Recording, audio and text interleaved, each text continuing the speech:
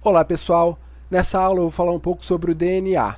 Para a aula não ficar muito comprida, eu dividi em 4 blocos diferentes, cada um com cerca de 15 minutos. Ao longo dela então eu vou falar um pouco sobre a estrutura do DNA, o papel do DNA para os organismos e como ele está organizado dentro da célula. Tá ok? Vamos começar então. Para essa primeira parte da aula, eu vou falar do papel do DNA como carreador da informação genética e como isso é importante para a manutenção da vida como um todo.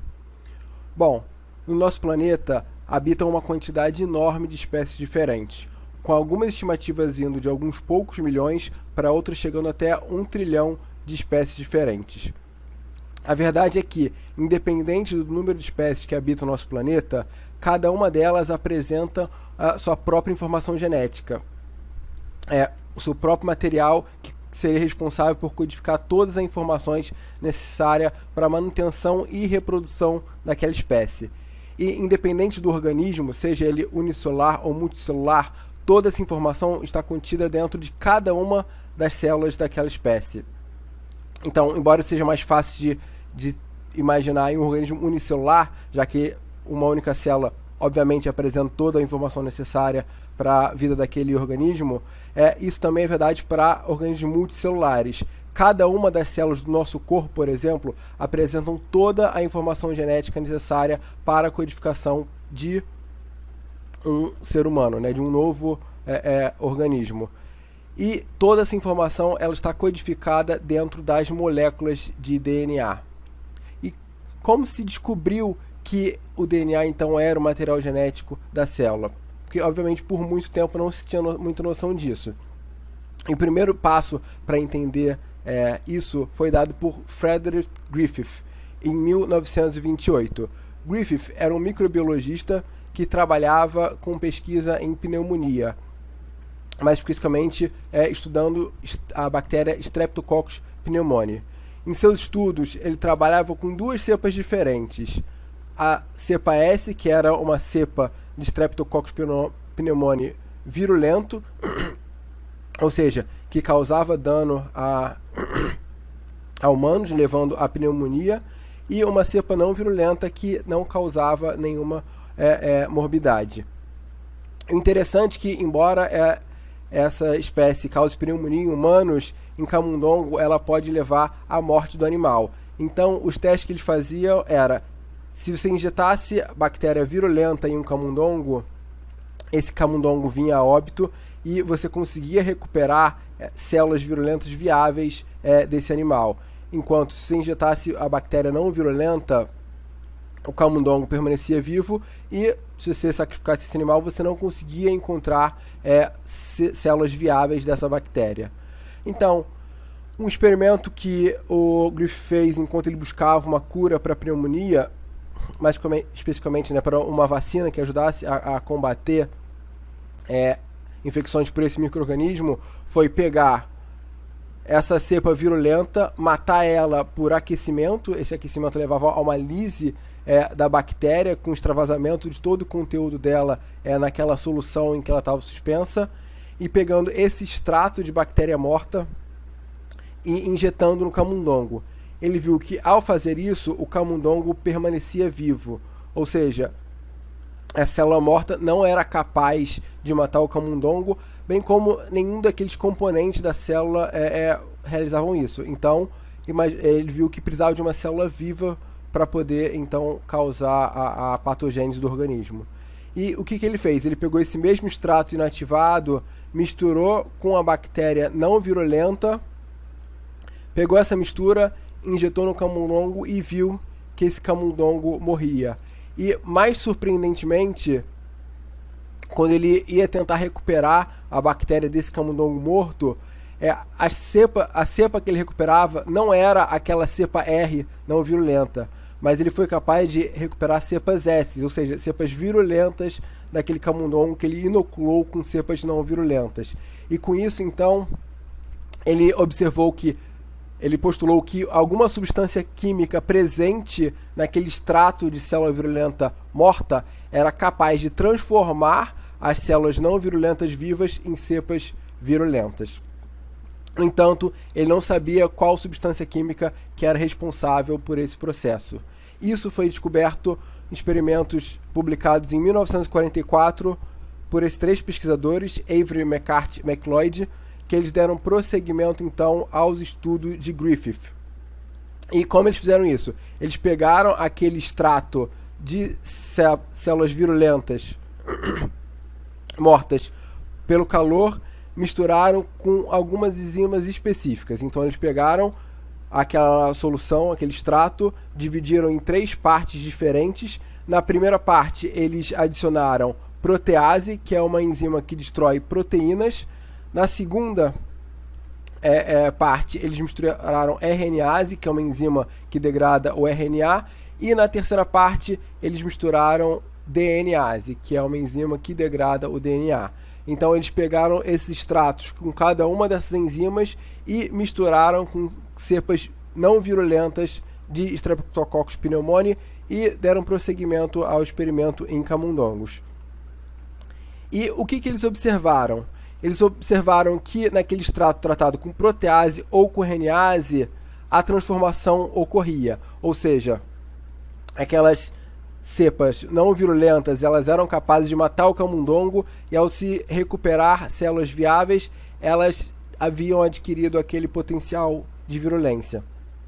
No entanto, no extrato tratado com DNase, eles observaram que aquela transformação não ocorria, que o camundongo não morria e não era capaz de recuperar células virulentas viáveis. E com isso, eles observaram então que o DNA é a molécula responsável pela transformação. Por quê? Porque quando você tira o DNA da equação, através do tratamento com DNase, as células não são capazes mais de sofrerem transformação. Então, o DNA seria o responsável por carregar aquela informação genética que transformava as cepas não virulentas em cepas virulentas. Mas o que seria o DNA, né? O que é o DNA?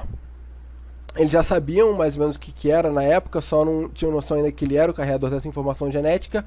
Mas o DNA, então, são moléculas de ácidos nucleicos que se polimerizam,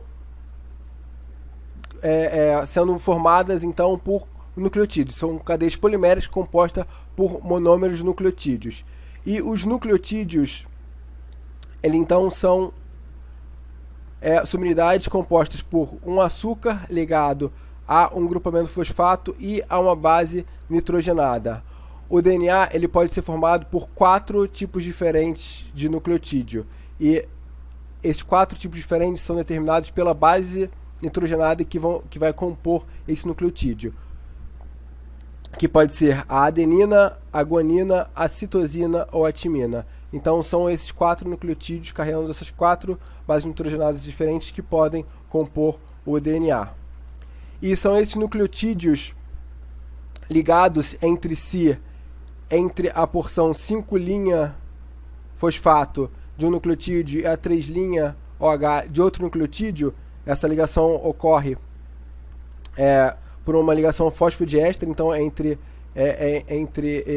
essas posições, e é isso que vai encadear os nucleotídeos de maneira a formar uma cadeia polinucleotídica, ou seja, uma cadeia em que você tem um nucleotídeo ligado a outro. E é nessa cadeia polinucleotídica que está a informação genética. É a sequência dessas bases nitrogenadas lidas em sequência da extremidade 5' fosfato para a extremidade 3' OH, que é responsável pela informação genética. São essas letrinhas aqui que vão gerar o código genético responsável por codificar a informação do DNA. E essas cadeias polinucleotídicas, elas podem se organizar, elas se organizam em uma dupla fita de DNA. Então, uma cadeia polinucleotídica pareia com outra cadeia polinucleotídica para formar essa fita dupla de DNA. Isso é possível porque as bases nitrogenadas que compõem os nucleotídeos, elas apresentam uma complementariedade com outras bases nitrogenadas. Por exemplo, a adenina se liga à timina através da formação de 2 pontes de hidrogênio, enquanto que a guanina se liga à citosina através de 3 pontes de hidrogênio. E é essa complementariedade, então, que permite o pareamento entre duas cadeias diferentes de DNA. E é esse pareamento entre a dupla fita que leva àquela conformação clássica, bem conhecida do DNA, a dupla hélice. Então, o DNA dupla fita, ele naturalmente vai assumir essa conformação de dupla hélice. E essa dupla hélice, ela confere uma proteção parcial às bases. Por quê? Porque as bases, que são a porção hidrofóbica da cadeia, elas ficam meio que escondidas no interior da molécula, protegidas por um esqueleto hidrofílico composto então pelos açúcares e pelo grupamento fosfato.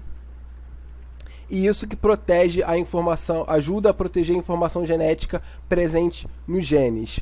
Os genes, que são a unidade fundamental da hereditariedade, então que são responsáveis por codificar as funções do DNA, esses genes são formados por sequências de nucleotídeos específicas dentro daquela cadeia polinucleotídica.